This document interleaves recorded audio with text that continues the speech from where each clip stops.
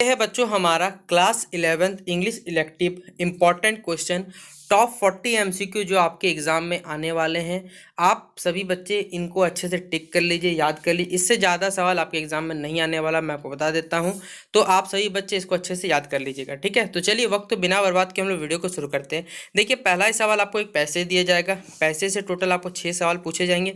6 marks आपको यहाँ से उड़ जाएंगे, लेकिन आपको पैसेज सॉल्व करने आना चाहिए। पैसेज में क्या बोला है क्या नहीं बोला है इसको देखिए बिना पढ़े आप लोग सॉल्व कर सकते, लेकिन कैसे, तो उसके लिए आपको वीडियो को लास्ट तक बने रहना पड़ेगा। मैं ऐसा एक ट्रिक लेकर आऊंगा जिससे आपको भी पैसेज को बिना पढ़े भी सॉल्व कर सकते हैं। पैसेज हो, ग्रामर, सारे के सारे बताऊंगा। देखिए पहला सवाल हमारा यहाँ बोला गया है कि एडवर्ड जेनर, आपने का नाम सुना होगा। एडवर्ड जेनर क्या किया था, जो स्मॉल पॉक्स का टीका है उसका खोज की थी, ठीक है। उसी के बारे में ये पूरा पैसेज दिया हुआ, आप चाहे तो पढ़ सकते हैं, आपकी मर्जी, मैं मना नहीं करूंगा। लेकिन देखिए हम हमसे जो सवाल पूछेगा हम उस पर आएंगे कि ए डॉक्टर इज वन हु, देखिए एक डॉक्टर वो होता है, सीधा बात, जो क्या करता है। हम जानते हैं कि चिकित्सक का कार्य क्या होता है, लोगों के क्या करना, लोगों की बीमारी को दूर करना। जो बीमार है, सिक पीपल है, उनको क्या करना, देखभाल करना। तो आप बताइए यहाँ पर सिक पीपल कहाँ पर दिख रहा है, एक यहीं दिख रहा है और कोई दिख रहा है। आप जाइए पूरा पैसेज पढ़ लीजिए, आपको कहीं नहीं मिलेगा ये वाला बात। तो कैसे पता चलेगा, देखिए मैंने पूरा बस लाइन पढ़ा। अगला आपको बोलेगा एडवर्ड जेनर कौन था, तो हम लोग जानते हैं कि एडवर्ड जेनर क्या थे, एक डॉक्टर थे, बस हो गया। अगला है हमारा who came to Edward to consult about some day, Edward के पास कौन आया था कुछ बीमारी के बारे में बताने के लिए, हमें सीधा बात बताना है। तो कौन आया था, एक विलेज की गर्ल आई थी। देखिए यहाँ पूरा पैसे सब कुछ दिया हुआ है, मैं कुछ एक्स्ट्रा नहीं, देखिए विलेज गर्ल, एक गाँव की लड़की आई थी, ठीक है। अगला क्या है, एक काउ पॉक्स। देखिए काउ पॉक्स होता क्या, सीधा बात है कि जानवरों में क्या होती है, पॉक्स नामक बीमारी होती है। ये नॉर्मली होता क्या है, सीधा बात है, ये जानवरों में होता है, कैटल, जो हम लोग पशु पालते हैं उनको कैटल बोला जाता है, जितने सारे हैं। तो 4 का क्या हो जाएगा, डी, इसका सही उत्तर हो जाएगा। अगला टेरिबल मतलब होता है खतरनाक, एक खतरनाक डिजीज किसको माना जा सकता है ये हमें बताना है, तो जिसे हम क्या कर कभी ठीक नहीं कर सकते। तो a disease which can not be cured easily is called a terrible disease. अगला है हमारा सवाल, he found that the country people believe that cow pox act as a protection against, देखिए काउ पॉक्स जो है किसके अगेंस्ट प्रोटेक्शन है, सीधा बात हमें बताना है। तो याद है किसके अगेंस्ट है, वो स्मॉल जो पॉक्स होता है उसी के जस्ट अगेंस्ट ये काम करता है, ठीक है। तो 6 का ए हो जाएगा सही उत्तर। अगला देखिए, आप सभी को देखिए एक पोएम दिया जाएगा। पोएम तो देखिए ये बुक का पार्ट नहीं है, ये आपको लिटरेचर सेक्शन से नहीं, आपको बुक से नहीं दिया हुआ, ये आपको कहीं से क्लास 11 के सिलेबस से दिया हुआ है, लेकिन ये आपका बुक पार्ट नहीं। देखिए इतना बड़ा आपको पोएम दिया हुआ है और आपको कुछ सवाल दिए हुए हैं, सॉल्व करना है। देखिए यहाँ पहला सवाल बोला गया कि the poet compare this world to, ये जो हमारा पोएट है, ठीक है, इस वर्ल्ड को किससे कंपेयर करता है ये बताना है। तो देखिए यहाँ पर आप लोग पढ़िए तो आपको पता चलेगा कि जो पोएट है जो कंपेयर किससे करता है, at the world stage, stage से क्या करता है, वर्ल्ड पूरा पूरी कंपेयर किया जाता है। तो 7 का क्या हो जाएगा, डी, इसका सही होता है। हाउ मेनी स्टेजेस, देखिए मनुष्य के जीवन में याद रखिएगा बच्चों कितने स्टेज होते हैं, तो कम से कम 7 स्टेज होते हैं। देखिए आप पूरा पैसेज पढ़िए, आप उस खुद ब खुद जवाब मिलेगा। देखिए लिखा हुआ है 7 स्टेज, 7 स्टेज लिखा हुआ है, यहाँ पर स्टेज होगा, ठीक है। पोएम का मतलब हो रहा है। अगला है पहला स्टेज, देखिए मानव के जीवन का सबसे पहला स्टेज, नॉर्मली सवाल है, इन्फेंट जब वो बच्चा रहता है उसको क्या कर सकते हैं बच्चों कि वो पहला स्टेज रहता है। अगला है what does the point mean by the word exist, exist मतलब होता है कि वो दुनिया में आ चुका है, उसका कुछ ना कुछ है, ठीक है। एग्जिस्ट मतलब ही होता है उसका मीन बताना है पोएम के अकॉर्डिंग। तो क्या हो जाएगा, डेथ, इसका सही जवाब हो जाएगा। अगला सवाल है हमारा रिपोर्टिंग। देखिए रिपोर्टिंग कभी भी होता है किसी इवेंट का, वो कौन सा है, फर्स्ट हैंड इन्फॉर्मेशन द्वारा होता है, सेकंड हैंड, या फिर देखिए तो कोई रिपोर्टिंग करने गए तो हमें पहला न्यूज़ मिला होगा, तो वो क्या है, फर्स्ट हैंड इन्फॉर्मेशन का क्या है, पार्ट है। तो 11 का क्या हो जाएगा, ए, इसका सही जवाब हो जाएगा। अगला सवाल बच्चों हमारा, which writing articles where should be the writer mention, देखिए आर्टिकल्स जब लिखते हैं हम लोग, ठीक है, याद रखिएगा, तब राइटर का जो नाम है बच्चों कहाँ लिखते हैं हमें ये बताना। तो याद रखिएगा जो हम लोग लिख लिया आर्टिकल में बताइए, आर्टिकल कभी ऊपर नाम, अपना नाम सबसे नीचे लिखते हैं, एट द बॉटम या फिर एट द एंड, ये होगा। ऑप्शन नंबर यहाँ पर बी दिया हुआ है, याद रखिए बॉटम का मतलब भी होता है नीचे भी होता है, ठीक है। अगला सवाल है हमारा, थैंक्स गिविंग इज रिटर्न, बताइए आप थैंक्स गिविंग लिखते हैं कहाँ लिखते हैं, स्पीच राइटिंग में लिखते हैं, आर्टिकल राइटिंग किस में लिखते हैं। तो आपने पढ़ा होगा तो याद होगा आपको कि जब हम लोग अपना भाषण खत्म करते हैं तो वहाँ पर लिखते हैं थैंक्स गिविंग, ठीक है। तो ऑप्शन नंबर क्या हो जाएगा, ए, इसका सही जवाब हो जाएगा। अगला सवाल हमारा क्रिएटिव राइटिंग, देखिए क्रिएटिव राइटिंग में क्या नहीं होता, आर्टिकल राइटिंग नहीं होता, रिपोर्ट राइटिंग, डिलीवरी, या फिर क्या नहीं होता, नहीं होता बताना है। तो आर्टिकल फिर क्रिएटिव राइटिंग में क्या नहीं, डिलीवरी स्पीच कभी हो सकता है, नहीं हो सकता, सीधा बात है।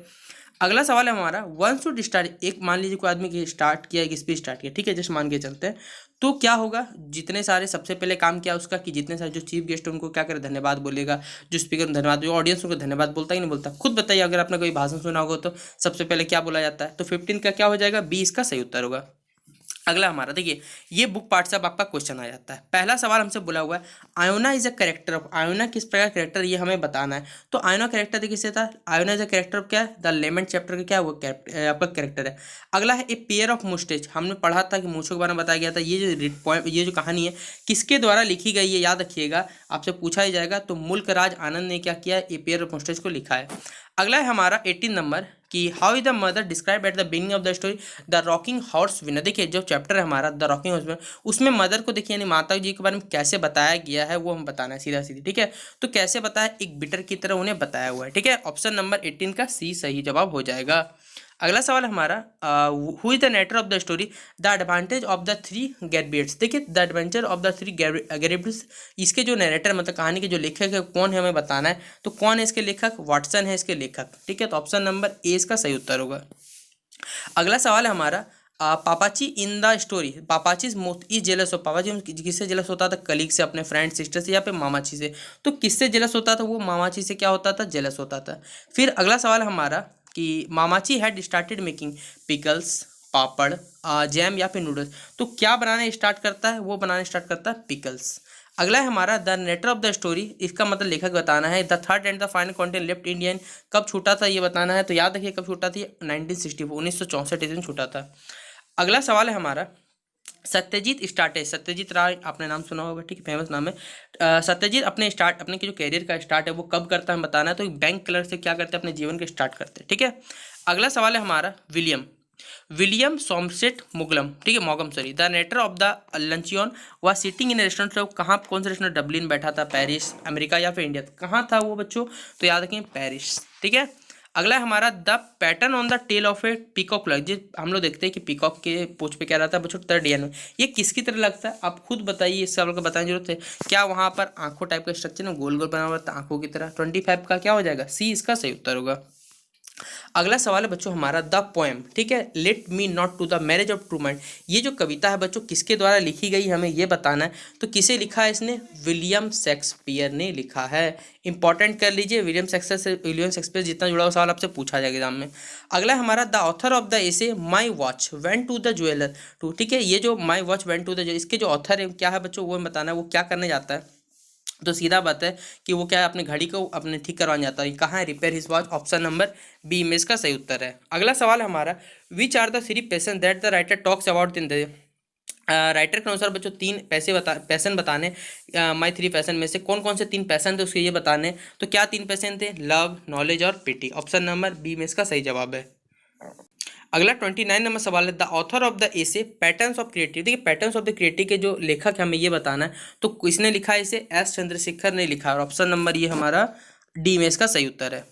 अगला सवाल है हमारा द मुंडा ट्राइबल्स, ठीक है, मुंडा ट्राइबल जो है अब बताइए कहाँ बिलोंग करते हैं, झारखंड में, लेकिन चारों ऑप्शन में झारखंड है। छाटिएगा तो कैसे छाटिएगा, झारखंड, वेस्ट बंगाल, असम, ये तीन राज्यों में बच्चों मुंडा जनजाति पाई जाती है। 30 का बच्चों ए हो जाएगा सही जवाब। अगला है हमारा according to the author John Ruskin reading the newspaper may be entirely properly, जो आपके ऑथर है बच्चों जॉन रस्किन, वो क्या पेपर कब तक पढ़ते रहते हैं, सीधा बात बताना है हमें। तो कब तक पढ़ते रहते थे, एट ब्रेकफास्ट, ठीक है, ब्रेकफास्ट नाश्ते के समय।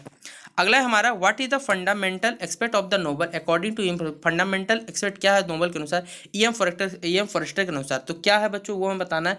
तो स्टोरी टेलिंग, सीधा बात है, ऑप्शन नंबर बी इसका सही जवाब हो जाएगा।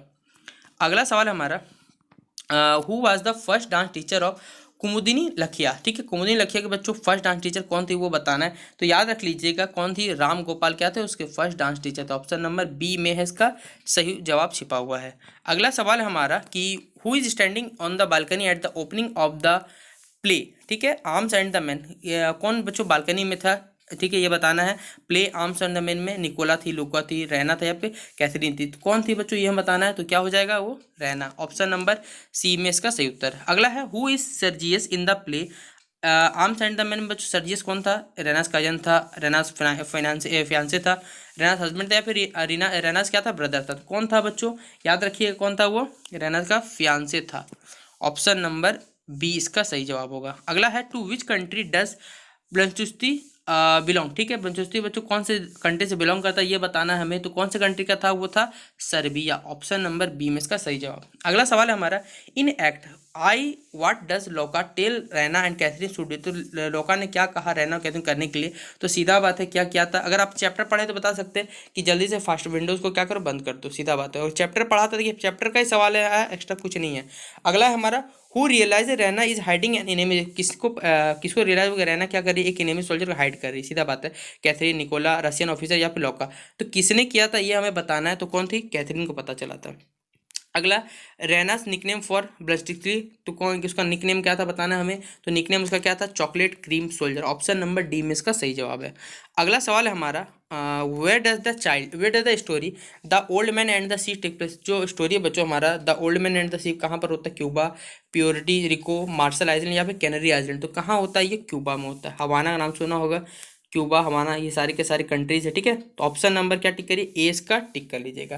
तो देखिए ये था आप सभी बच्चों के लिए क्लास 11th इंग्लिश इलेक्टिव का इंपॉर्टेंट क्वेश्चन, टॉप 40 क्वेश्चन जो आपको मॉडल सेट में भी नहीं मिला। मॉडल सेट से हट के मैं आपको सवाल करवा रहा हूँ, आप चेक कर सकते हैं जाके। और मॉडल सेट का इंपॉर्टेंट तो करवाऊंगा आपको, उसकी चिंता नहीं करिए। अगर आपको पैसेज का भी ट्रिक चाहिए तो बताइए कमेंट सेक्शन, ग्रामर सेक्शन को आपको बहुत कम पढ़ना है, ठीक है। तो चलिए मिलता है अपने वीडियो पसंद है तो वीडियो को अपने दोस्तों को शेयर कर दीजिएगा।